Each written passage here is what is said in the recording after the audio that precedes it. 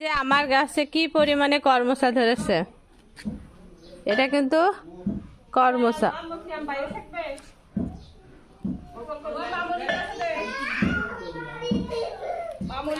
এই কর্মচা ফল জাল দিয়ে কিন্তু কি ফল হয় বলুন তো?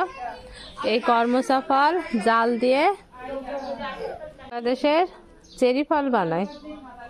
আর কানাডিয়ান চেরি ফল সম্পূর্ণ আলাদা, বা বাইরের দেশের চেরি ফল আলাদা। আর এটা হচ্ছে আমাদের বাঙালি চেরি ফল।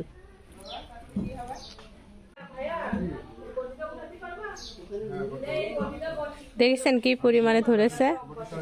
একটা খাবো? এটা কিন্তু পাকলে খুব সুন্দর একটা কালার আসে। এখন আছে গোলাপি, আর পাকার পরে একেবারে খয়েরি হয়ে যাবে। টক কিন্তু খেতে।